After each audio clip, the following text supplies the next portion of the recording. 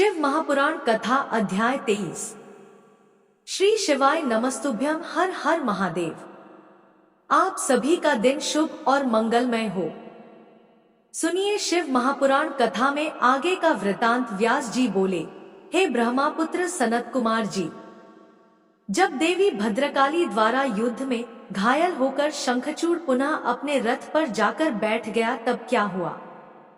भगवान शिव जो उस युद्ध में असुरराज शंखचूड़ का वध करने के लिए ही आए थे, क्या किया? कृपा कर मुझे इस कथा को सविस्तार सुनाइए। व्यास जी की इस जिज्ञासा को शांत करते हुए सनत कुमार जी ने कहना आरंभ किया।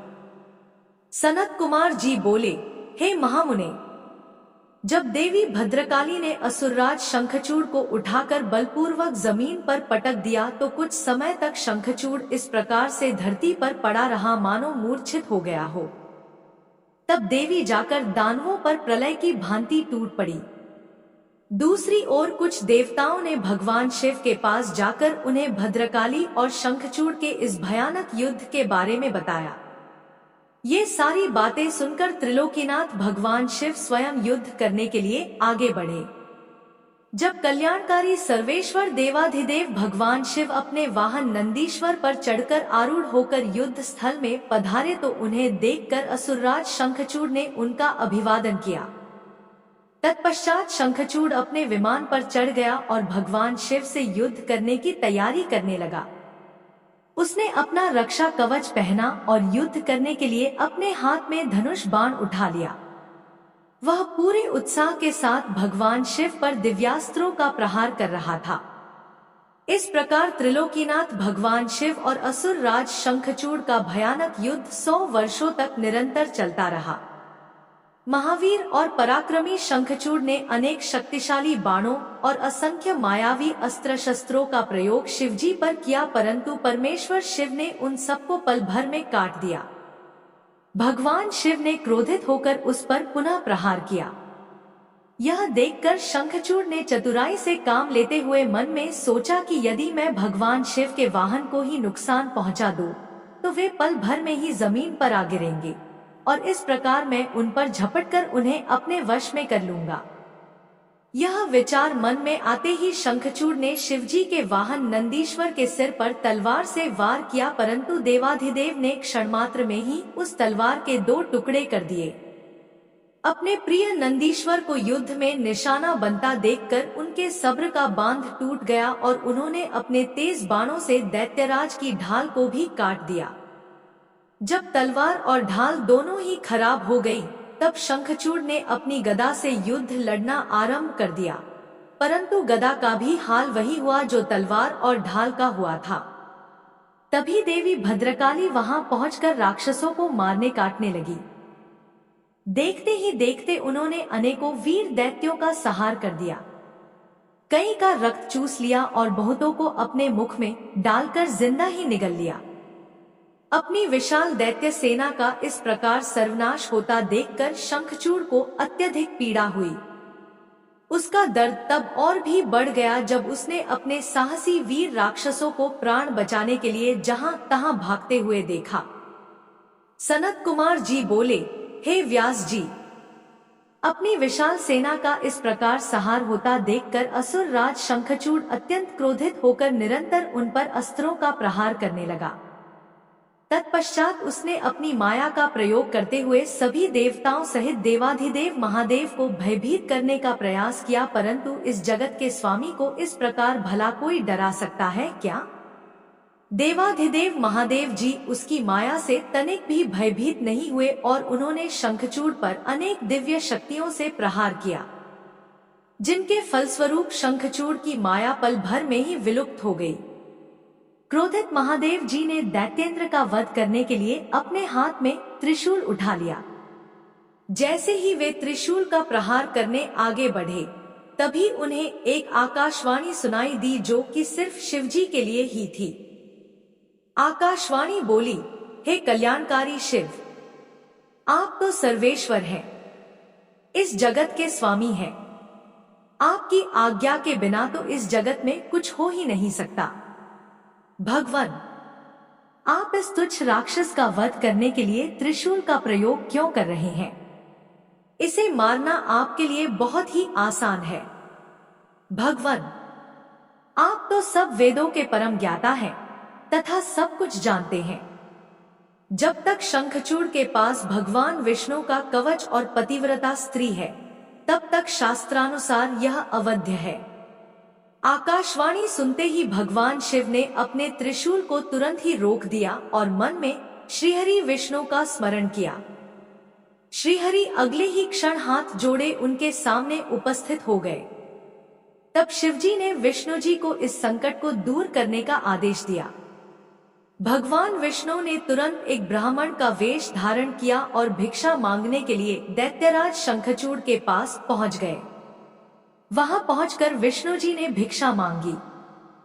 तब शंखचूड़ ने पूछा, हे ब्राह्मण देव, आपको क्या चाहिए? मैं अवश्य ही दूंगा, परंतु पहले यह बताइए तो सही कि आप क्या चाहते हैं।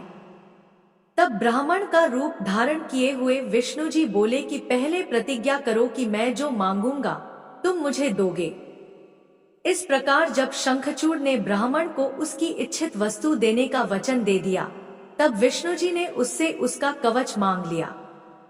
कवच लेने के पश्चात वे ब्राह्मण के रूप में ही दैत्यराज की पत्नी देवी तुलसी के पास गए। मायावी विष्णु जी देवताओं के कार्य को पूरा करने के लिए देवी तुलसी के साथ भक्तिपूर्वक विहार करने लगे। दूसरी ओर जब भगवान शिव को अपनी दिव्य अलौकिक शक्ति द्वारा इस बात का ज्ञान हुआ कि शंखचूड़ की रक्षा करने वाला कवच और उसकी पतिव्रता स्त्री की शक्ति अब उसके साथ नहीं रही, तो तुरंत ही उन्होंने अपना विजय नामक त्रिशूल उठा लिया और पूरी शक्ति से उस त्रिशूल का प्रहार दैत्यराज पर किया। उस दिव्य त्रिशूल के प्रहार से पल भर में ही शंखचूड़ के प्राण पखेरु उड़ गए। दैत्यराज शंखचूड़ के मरते ही आकाश में दुंदुभियां बजने लगी। चारों दिशाओं में मंगल गान होने लगा और भगवान शिव पर आकाश से फूलों की वर्षा होने लगी। वहां उपस्थित सभी देवता भगवान शिव की स्तुति करने लगे और उनको धन्यवाद कहने लगे। असुरराज शंखचूड़ भी भगवान शिव के हाथों मृत्यु को प्राप्त होकर अपने शाप से मुक्त हो गया। उसकी हड्डियों से एक विशेष शंख की जाति बनी। उस शंख में रखा गया जल अत्यंत शुद्ध माना जाता है और उसका प्रयोग देवताओं पर जल चढ़ाने के लिए तथा घरों को शुद्ध करने के लिए किया जाता है। वह जल देवी लक्ष्मी और श्रीहरि विष्णु को बहुत प्रिय है, परंतु इस जल को भगवान शिव की पूजा में प्रयोग नहीं किया जाता। इस प्रकार दैत्यराज शंखचूड़ के वध के पश्चात कल्याणकारी भगवान शिव प्रसन्नता पूर्वक अपने वाहन नंदीश्वर पर आरूढ़ होकर देवी भद्रकाली, कुमार कार्तिकेय और गणेश सहित अपने अनेकों गणों को साथ लेकर पुनः अपने निवास कैलाश पर्वत की ओर चल दिए। तत्पश्चात अन्य देवता भी प्रसन्न हृदय से अपने लोकों को चले गए। व्यास जी बोले, हे सनत कुमार जी, भगवान विष्णु ने पतिव्रता तुलसी को किस प्रकार अपने अधीन कर लिया?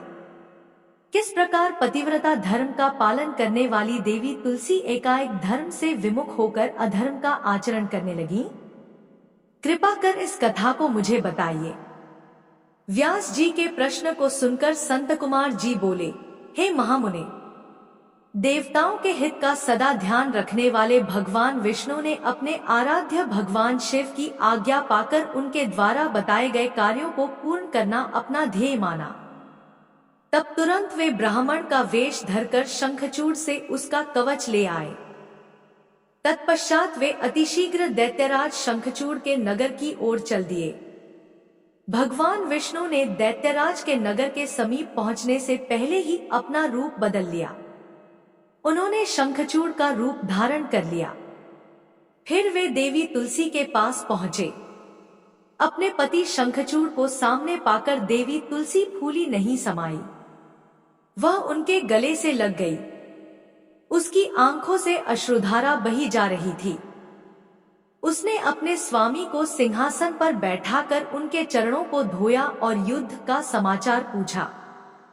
शंखचूड़ का रूप धारण किए हुए भगवान विष्णु बोले, हे प्रिय, युद्ध के मध्य में ही ब्रह्मा जी ने मेरे और भगवान शिव के बीच संधि करा दी।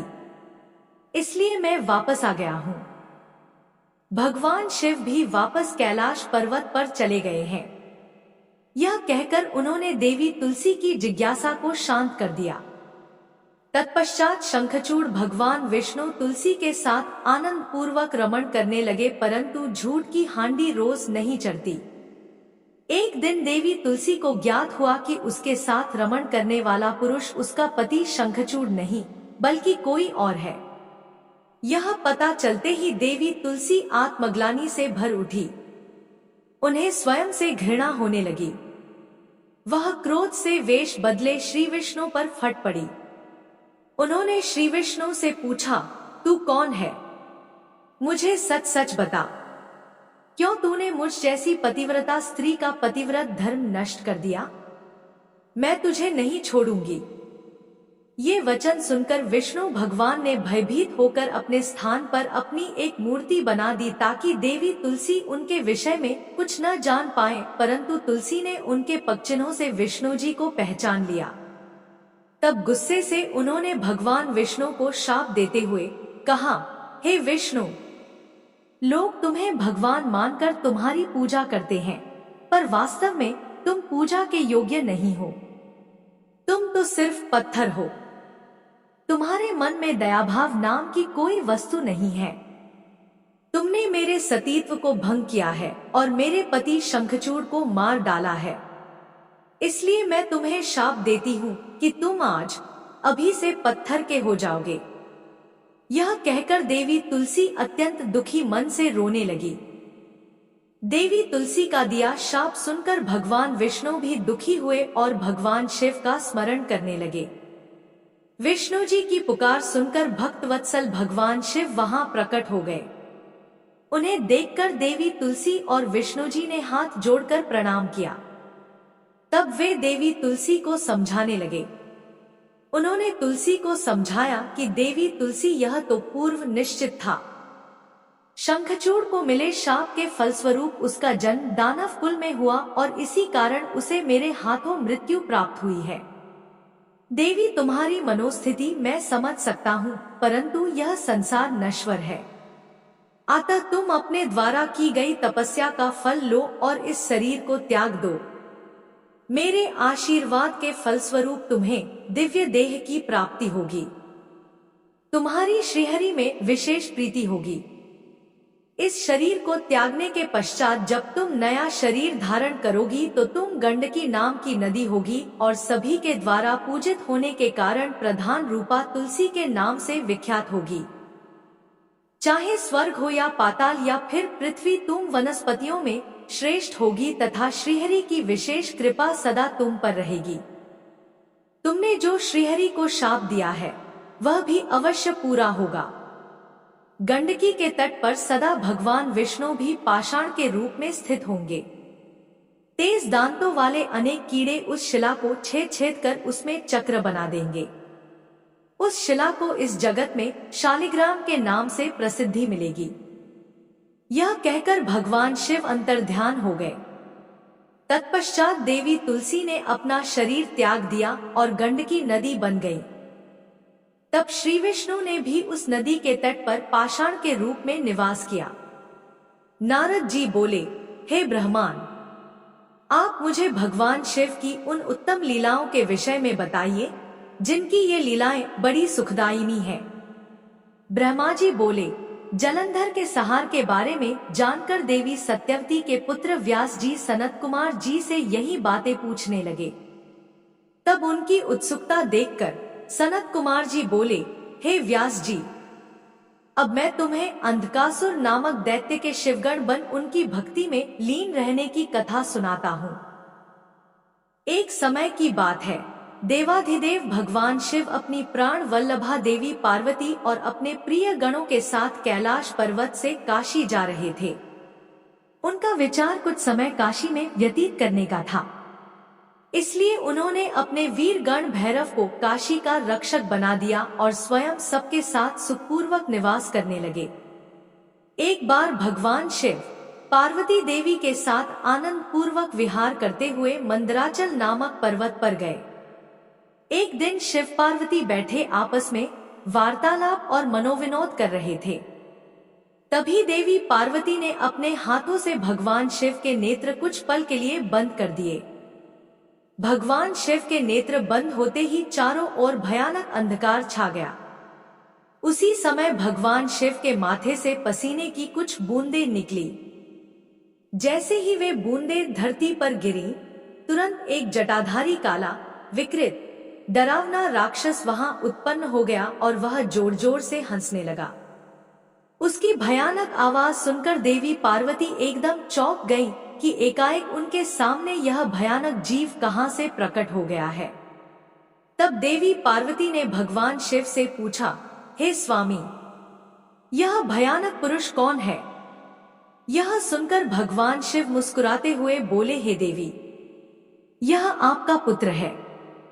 जब आपने मेरी आंखें बंद की, उस समय मेरे माथे से कुछ पसीने की बूंदें गिरी, उसी से यह प्रकट हुआ है। यह जानकर कि वह पुरुष उनका पुत्र है, देवी बड़ी प्रसन्न हुई। भगवान शिव ने उसका नाम अंधक रख दिया। उसी समय हिरण्यनेत्र नाम का एक राक्षस पुत्र प्राप्ति की कामना मन में लेकर वन में घोर तपस्या कर रहा था।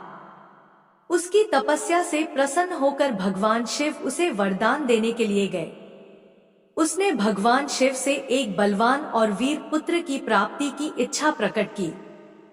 भगवान शिव ने कहा, हे हिरण्यनेत्र, मेरा पुत्र अंधक बड़ा ही वीर और बलवान है। तुम चाहो तो मैं उसे तुम्हें सौंप सकता हूँ। भगवान शिव के पुत्र को अपना पुत्र बनाने के लिए वह राक्षस व्यग्र हो उठा। उस पुत्र को प्राप्त कर हिरण्यनेत्र बहुत प्रसन्न हुआ और उसे गले से लगा लिया। भगवान शिव पुत्र अंधक को हिरण्यनेत्र को सौंपकर अपने धाम को चले गए। हिरण्यनेत्र अपने प्रिय पुत्र अंधक को साथ लेकर अपने घर लौट आया और उसको बहुत लाड़ प्यार से पालने लगा। तत्पश्चात हिरण्यनेत्र ने, जिसे हिरण्याक्ष भी कहा जाता था, पृथ्वीलोक और पाताल लोक के राज्यों को जीतकर अपने राज्य में मिला लिया। दैत्यों के राजा उस हिरण्याक्ष के आतंक से तीनों लोक कांपने लगे। यहाँ तक कि देवता भी व्याकुल और भयभीत हो गए।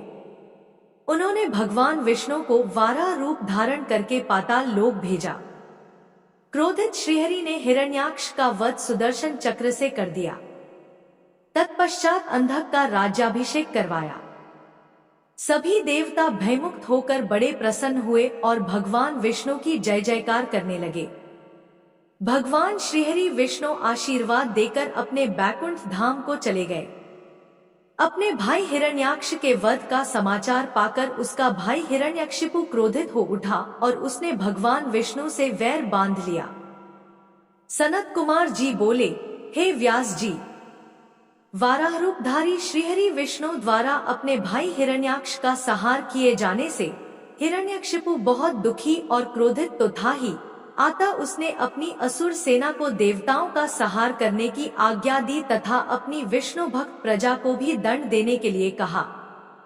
तब आज्ञा पाकर स्वामी भक्त असुरों ने देवलोक का विनाश कर दिया।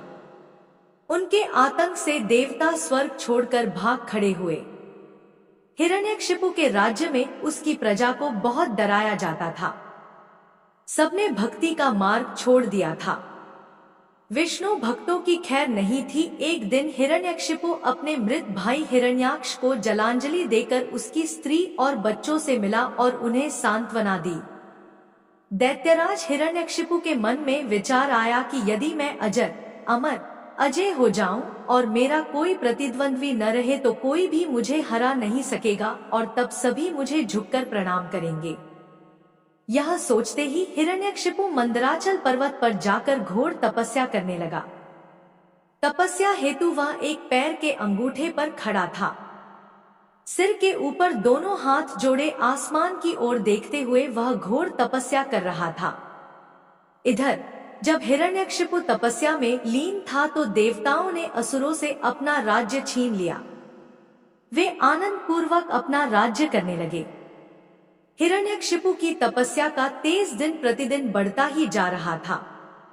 उसके तप की अग्नि से देवता तप्त हो उठे और भयभीत होकर ब्रह्मा जी के पास गए। तब सब देवताओं ने हाथ जोड़कर ब्रह्मा जी को प्रणाम किया। तत्पश्चात उन्होंने बताया कि हे प्रभु, दैत्यराज हिरण्यकशिपु की तपस्या के तेज से सब लोग भयभीत हो रहे हैं। आप कृपा करके हमें भयमुक्त कीजिए। सब देवताओं की प्रार्थना सुनकर ब्रह्मा जी हिरण्यकशिपु को वर देने के लिए उस स्थान पर गए जहां वह तपस्या कर रहा था। वहां जाकर उन्होंने हिरण्यकशिपु से कहा, वत्स, मैं तुम्हारी तपस्या से बहुत प्रसन्न हूं। तुम जो चाहो मांग सकते हो। मैं तुम्हारी मनोकामना अवश्य पूरी करूंगा। ब्रह्मा जी के ये शुभ वचन सुनकर हिरण्यकशिपु ने आंखें खोल दी और हाथ जोड़कर सामने खड़े ब्रह्मा जी को प्रणाम किया। तत्पश्चात वह बोला, हे प्रजापति, हे पितामह, मैं चाहता हूं कि मुझे कभी भी मृत्यु का भय न हो। मैं किसी अस्त्र शस्त्र, पाश, वज्र, सूखे पेड़, पर्वत, जल, अग्नि से न मरूं। देवता, दैत्य, मुनि, सिद्धवर अथवा सृष्टि की कोई भी रचना मेरा वध न कर सके। दिन रात, स्वर्ग नरक, पृथ्वी, पाताल, अंदर बाहर कहीं भी किसी भी समय मेरी मृत्यु न हो सके। ब्रह्मा जी ने प्रसन्न होते हुए तथास्तु कह दिया। तुम्हें तुम्हारे अभीष्ट फलों की अवश्य प्राप्ति होगी। जो वरदान तुमने मांगा है वह अवश्य फलीभूत होगा। तुमने 96,000 वर्षों तक तपस्या करके मुझे प्रसन्न किया है। अब तुम सुखपूर्वक राज्य करो। अपना इच्छित वरदान प्राप्त करके दैत्यराज हिरण्यकशिपु बहुत प्रसन्न हुआ और हाथ जोड़कर ब्रह्मा जी की स्तुति करने लगा। तत्पश्चात ब्रह्मा जी अंतर्धान हो गए। हिरण्यकशिपु अपने घर वापस चला गया। वहां पहुंचकर उसके मन में यह विचार आया कि अब मैं अमर हो गया हूं। अब कोई भी मुझे नहीं मार सकता, इसलिए अब मुझे अपने राज्य का विस्तार करना चाहिए। यह विचार मन में आते ही उसने तीनों लोकों पर अपना अधिकार स्थापित करने का निर्णय किया। उसने देवताओं से भयंकर संग्राम किया और उन्हें हराकर उनके राज्य पर अधिकार कर लिया। देवता अपने प्राणों की रक्षा हेतु वहां से भाग खड़े हुए और भगवान श्रीहरि विष्णु के पास गए। भगवान श्रीहरि के पास पहुंचकर देवताओं ने उन्हें अपनी व्यथा सुनाई और उनसे अपनी पीड़ा और कष्टों को दूर करने की प्रार्थना की। तब विष्णु जी ने उन्हें आश्वासन दिया कि वे स्वयं हिरण्यकशिपु का वध करके उन्हें उसके अत्याचारों से मुक्ति दिलाएंगे। भगवान विष्णु के आश्वासन पर देवता उन्हें धन्यवाद देकर बैकुंठ लोक से वापस आ गए। वे अपनी रक्षा के लिए अलग अलग जगहों पर निवास करने लगे। उधर श्रीहरि विष्णु ने देवताओं को उनके कष्टों से मुक्ति दिलाने हेतु दैत्यराज हिरण्यकशिपु का संहार करने का निश्चय किया, परंतु ब्रह्मा जी द्वारा दिए गए वरदान को भी उन्हें पूरा करना था। तब विष्णु जी ने ऐसा रूप धारण किया जो आधा मनुष्य के जैसा था, आधा शेर जैसा। ऐसा अत्यंत भयानक रूप धारण कर विष्णु जी अग्नि के समान प्रलयंकारी नजर आ रहे थे। नृसिंह के रूप में श्रीहरि ने दैत्यराज हिरण्यकशिपु की नगरी में प्रवेश किया। उस समय सूर्यास्त का समय हो रहा था। उनका यह अनोखा भयानक रूप देखकर दैत्य सेना के वीर उन पर टूट पड़े और उनसे युद्ध करने लगे। तब पल भर में ही उन्होंने सब दैत्यों को मार गिराया और राजमहल की ओर चल दिए। तभी विष्णु जी के परम भक्त और दैत्यराज हिरण्यकशिपु के पुत्र प्रहलाद की दृष्टि नृसिंह भगवान पर पड़ी। प्रहलाद बोला, हे पिताजी, ये अद्भुत रूप धारण किए नृसिंह अवतार मुझे तो भगवान जान पड़ते हैं। इनकी वीरता की प्रशंसा करना तो असंभव है। अतः आपको इनकी शरण में चले जाना चाहिए। अपने पुत्र की इन बातों को सुनकर दैत्यराज हिरण्यकशिपु को बहुत क्रोध आ गया।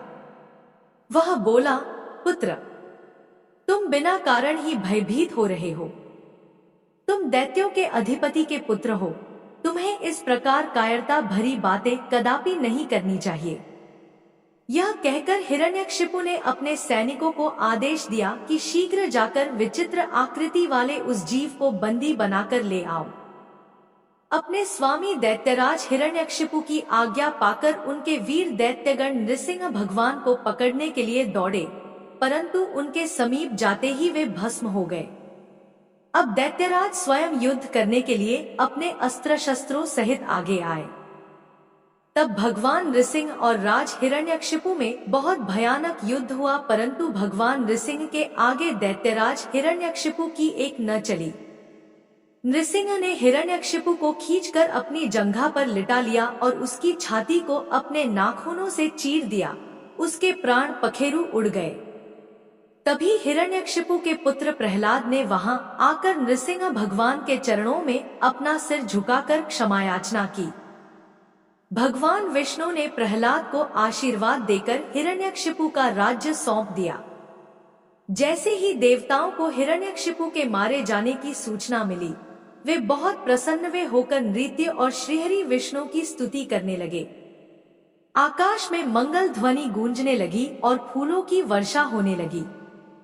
इस प्रकार हिरण्यकशिपु का वध करने के पश्चात प्रहलाद को राज्य सौंपकर भगवान नृसिंह वहां से अंतर्धान हो गए।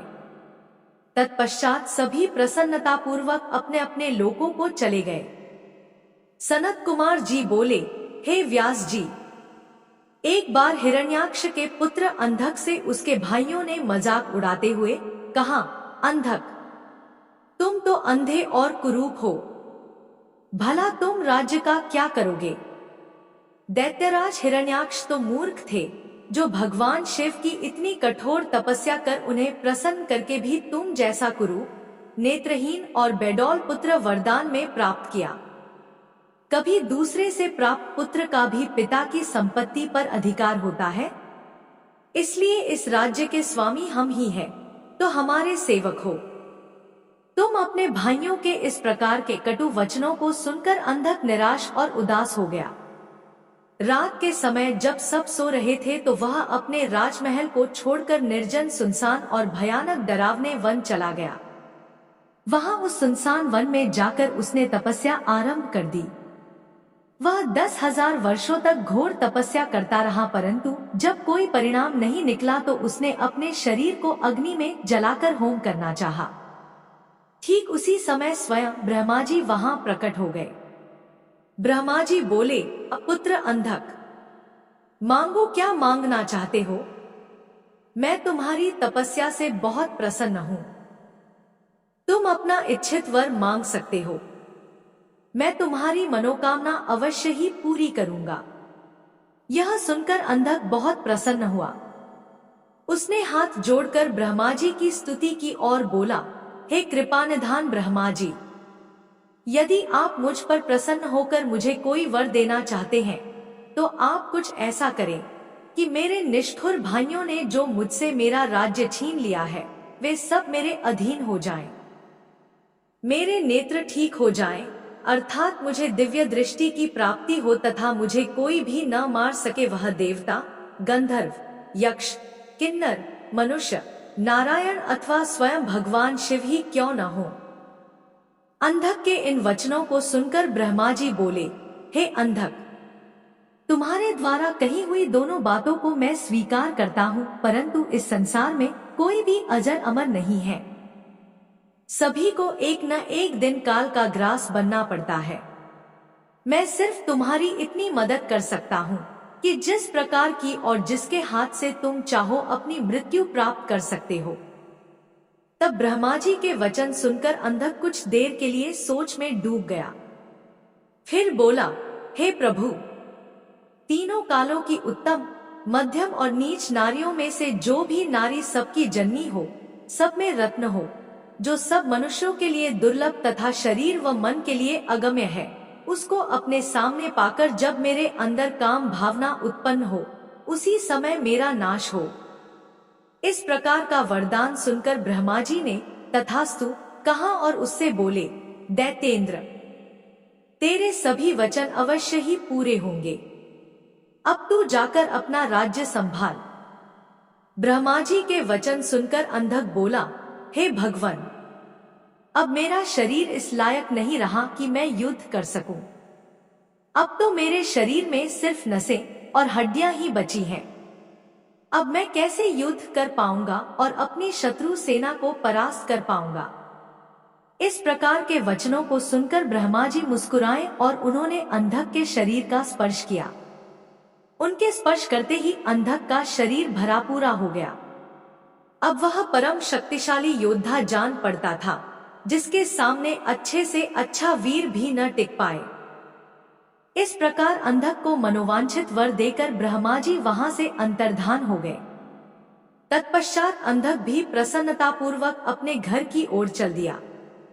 जब अंधक ने अपने राज्य में प्रवेश किया तो यह जानकर कि अंधक को ब्रह्मा जी से वरदान प्राप्त हुआ है, सारे दानव उसके वश में होकर उसके दास बनकर रहने लगे। तब अंधक ने विचार किया कि हमें दैत्य साम्राज्य का विस्तार करना चाहिए और अपने घोर शत्रु देवताओं को पराजित करके उनके राज्य पर अपना अधिकार स्थापित कर लेना चाहिए। यह सोचकर दैत्यराज अंधक ने अपनी विशाल दैत्य सेना के साथ स्वर्गलोक पर आक्रमण कर दिया और स्वर्ग पर अपना आधिपत्य जमाकर देवराज इंद्र को अपना बंधक बना लिया। तत्पश्चात उसने नागों, सुपर्णों, श्रेष्ठ राक्षसों, गंधर्वों, यक्षों, मनुष्यों, ऊंचे ऊंचे पर्वतों और भयानक वृक्षों और सिंहों को भी युद्ध में परास्त कर अपने अधीन कर लिया। अंधक मदान होकर कुमार्गी हो गया। उसने स्वर्ग, भूतल और रसातल की सर्वश्रेष्ठ सुंदरियों को अपनाकर उनके साथ रमणीय विहार किया। दिन पर दिन वह बुराई के दलदल में धंसता जा रहा था। उसने वैदिक धर्म का पूर्णतया त्याग कर दिया था। एक दिन उसके दुर्योधन, वैधस और हस्ती नामक तीनों मंत्री उसके पास आए और बोले, हे दैत्यराज, हमने मंदराचल पर्वत की एक गुफा में एक मुनि को देखा है जो कि योग ध्यान में मग्न आंखें बंद करके बैठा है। उस रूपवान मुनि के मस्तक पर अर्धचंद्र, कमर में गजेंद्र की खाल बंधी है, सिर पर जटाजूट, गले में खोपड़ियों की माला तथा उसके शरीर पर बड़े भयानक सांप लिपटे हुए हैं। उस मुनि के एक हाथ में त्रिशूल तो दूसरे में डमरू है। अपने गौर अंगों पर उसने भस्म लपेट रखी है। उस तपस्वी का वेश बड़ा ही अद्भुत है। साथ ही एक विकराल वानर अनेक आयुधों को धारण किए उस तपस्वी की रक्षा कर रहा है। वहीं उनके पास में एक सफेद रंग का बैल बंधा हुआ है। उस तपस्वी के पास ही एक सुंदर रत्न स्वरूपा नारी बैठी है, जो संपूर्ण शुभ लक्षणों से युक्त है। उसका रूप बड़ा मनोहारी है, जो सभी के मन को मोह लेता है। उसने सुंदर मूंगे, मोती, मणियों और सोने के रत्न जड़ित आभूषणों को धारण किया हुआ है। वह इतनी रूपवती है कि जो उसे एक बार देख लेता है उसकी आंखों का होना सफल हो जाता है। उस परम सुंदरी को एक बार देख लेने के बाद संसार की अन्य किसी स्त्री को देखने की आवश्यकता ही न पड़ेगी। स्वामी, आप इस त्रिलोक के अधिपति हैं। आपके पास इस संसार की सभी बहुमूल्य और अमूल्य धरोहर है। ऐसी परम सुंदरी रूपवती नारी को भी आपके अनमोल राज्य की शोभा बढ़ानी चाहिए। अतः आप हमारे साथ चलें और उस सुंदरी को यहाँ ले आएं। अपने वीर मंत्रियों के इस प्रकार के वचन सुनकर दैत्यराज अंधक बहुत प्रसन्न हुआ और उसके मन में उस सुंदर नारी को देखने की इच्छा बलवती हो गई। उसने अपने मंत्रियों को आदेश दिया कि तुम शीघ्र वहां जाकर उस तपस्वी से उसकी सुंदर स्त्री को मांगकर मेरे पास ले आओ। अपने स्वामी दैत्यराज अंधक की आज्ञा पाकर वे तीनों मंत्री पुनः उसी स्थान पर गए और भगवान शिव से बोले, हे महातपस्वी ब्राह्मण, हमारे स्वामी दैत्यराज अंधक आपकी भार्या की सुंदरता के विषय में जानकर उन पर मोहित हो गए हैं और उन्हें अपनी पटरानी बनाना चाहते हैं। आप सहर्ष उन्हें हमें सौंप दें। उनके ऐसे वचनों को सुनकर शिवजी को बहुत क्रोध आया, परंतु वे फिर भी सिर्फ इतना ही बोले, दैत्यो, ये मेरी अर्धांगिनी है। ये स्वयं शक्ति संपन्न और सिद्धि रूपा है। देवी स्वयं अपने भक्तों के कष्टों को दूर करती है। आप अपनी परेशानी इन्हें बताइए, ये अवश्य ही आपके दुखों को दूर करेंगी। भगवान शिव के ये वचन सुनकर क्रोधित और मदांध दैत्य और कुछ न बोले और वहां से वापस आ गए। तब दैत्यराज अंधक को उन्होंने वहां घटित हुई सारी बातें बढ़ा चढ़ाकर बताई। जिन्हें सुनकर दैत्येंद्र का क्रोध 7वें आसमान पर चढ़ गया। तब वह मूढ़ बुद्धि दैत्य सुंदरी को देखने के लिए आतुर हो उठा। उसने स्वयं वहां जाकर उस रत्नों में सर्वश्रेष्ठ रत्न को अपने साथ लाने का निश्चय किया। सनत कुमार जी बोले, हे व्यास जी, जब इस प्रकार अंधक के उन तीनों मंत्रियों ने वहां आकर अंधक को सब बताया, तब क्रोधित होकर वह स्वयं वहां जाने को आतुर हो गया। तब मदिरापान करके वह अपनी विशाल सेना को साथ लेकर मंदराचल पर्वत की ओर चल दिया। वहां रास्ते में उसकी मुठभेड़ भगवान शिव के वीर गणों से हो गई। उनमें बड़ा भारी युद्ध हुआ। शिवगणों ने दैत्य सेना को मार मार कर वहां से भगा दिया। वीर बलशाली दैत्य विरोचन, बलि, बाणासुर, सहस्रबाहु आदि बड़ी दृढ़ता से लड़े, परंतु शिवगणों ने उन्हें वहां से खदेड़ कर ही दम लिया। उस समय वहां की धरती रक्त से लाल हो गई। जब असुरों की सेना ने देखा कि वे किसी भी प्रकार से शिवजी के गणों को नहीं हरा पाएंगे, तब वे स्वतः ही वहां से लौट गए। उधर जब वहां शांति हो गई, तब भगवान शिव अपनी प्रिया देवी पार्वती से बोले, हे प्रिये, मैं यहाँ पर अपने उत्तम पाशुपत व्रत का पालन करने के लिए आया था, परंतु यहाँ पर मेरे व्रत में विघ्न पड़ गया है। अतः अब मैं इस व्रत को यहाँ पर पूरा नहीं कर सकता। इस व्रत को पूरा करने के लिए मुझे पुनः किसी अन्य निर्जन स्थान पर जाना पड़ेगा।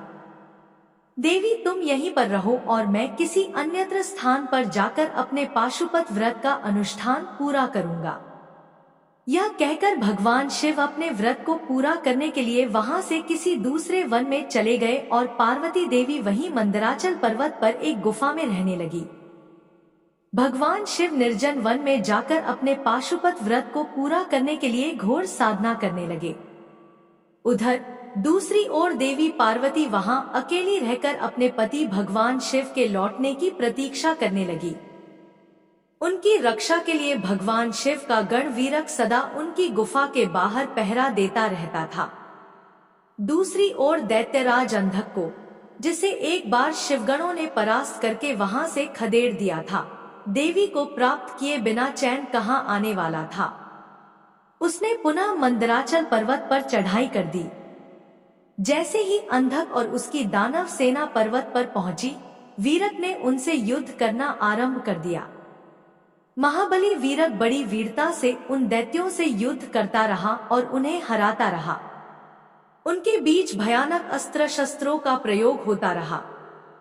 जब किसी भी तरह वीरक को युद्ध में पराजित करना संभव न हुआ, तो दैत्यों ने वीरक को चारों ओर से मिलकर घेर लिया। जब गुफा के अंदर बैठी देवी पार्वती को यह ज्ञात हुआ कि उनका प्रिय रक्षक चारों ओर से दानवों से घिर चुका है, तो उन्होंने अलौकिक रीति से ब्रह्मा, विष्णु और देवताओं का मन में स्मरण किया।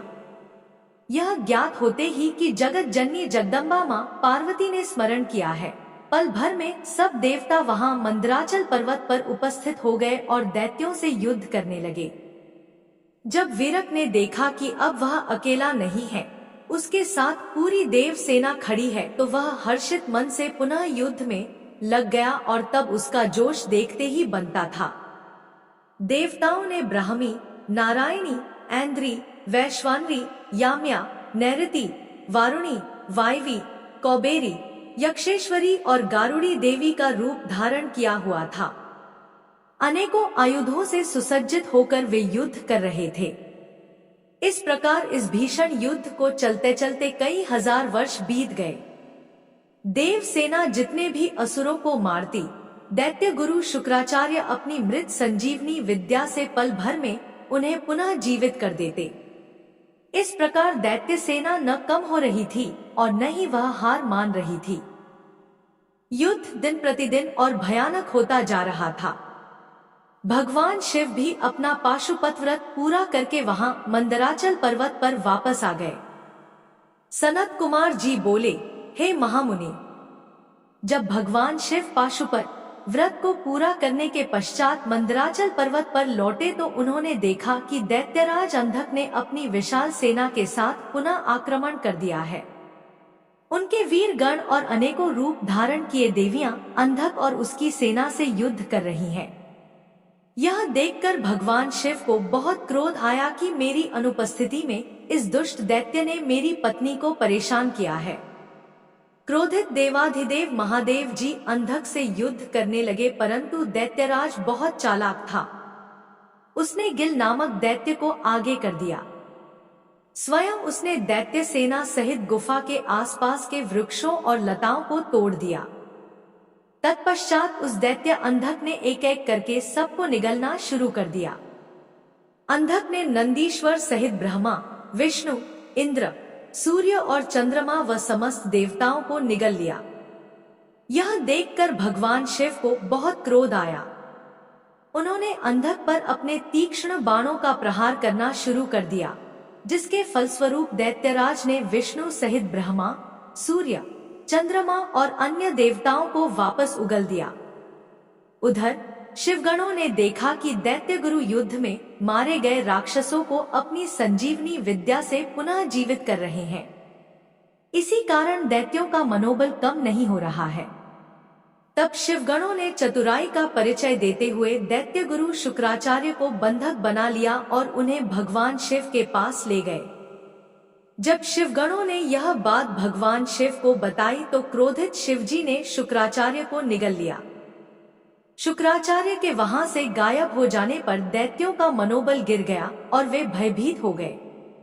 यह देखकर देवसेना ने उन दैत्यों को मार मार कर व्याकुल कर दिया। इस प्रकार युद्ध और भीषण होता जा रहा था। दैत्यराज अंधक ने अब युद्ध को जीतने के लिए माया का सहारा लिया।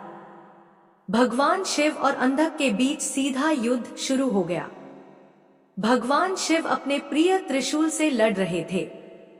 युद्ध करते करते दैत्यराज के शरीर पर शिवजी जैसे ही त्रिशूल का प्रहार करते, उसके शरीर से निकले हुए रक्त से बहुत से दैत्य उत्पन्न हो जाते और युद्ध करने लगते। यह देखकर देवताओं ने देवी चंडिका की स्तुति की। तब चंडिका तुरंत युद्ध भूमि में प्रकट हो गई और उन्होंने भगवान शिव को प्रणाम किया। शिवजी का आदेश पाकर देवी चंडिका उस अंधक नामक असुर के शरीर से निकलने वाले रक्त को पीने लगी। इस प्रकार अंधक का रक्त जमीन पर गिरना बंद हो गया और उससे उत्पन्न होने वाले राक्षस भी उत्पन्न होने बंद हो गए। फिर भी अंधक अपनी पूरी शक्ति से युद्ध करता रहा। उसने भगवान शिव पर बाणों से प्रहार करना शुरू कर दिया। युद्ध करते करते भगवान शिव ने अंधक का संहार करने के लिए त्रिशूल का जोरदार प्रहार उसके हृदय पर किया और उसे भेद दिया। उन्होंने उसे ऐसे ही ऊपर उठा लिया। सूर्य की तेज किरणों ने उसके शरीर को जला दिया। इससे उसका शरीर जर्जर हो गया। मेघों से तेज जल बरसा और वह गीला हो गया। फिर हिमखंडों ने उसे विदीर्ण कर दिया। इस पर भी दैत्यराज अंधक के प्राण नहीं निकले। अपनी ऐसी अवस्था देखकर अंधक को बहुत दुख हुआ। वह हाथ जोड़कर देवाधिदेव भगवान शिव की स्तुति करने लगा। भगवान शिव तो भक्त वत्सल है और सदा ही अपने भक्तों के अधीन रहते हैं। तब भला वे अंधक पर कैसे प्रसन्न न होते। उन्होंने अंधक को क्षमा करके अपना गण बना लिया। युद्ध समाप्त हो गया।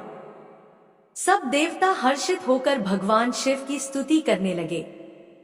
भगवान शिव देवी पार्वती को साथ लेकर अपने गणों सहित कैलाश पर्वत पर चले गए।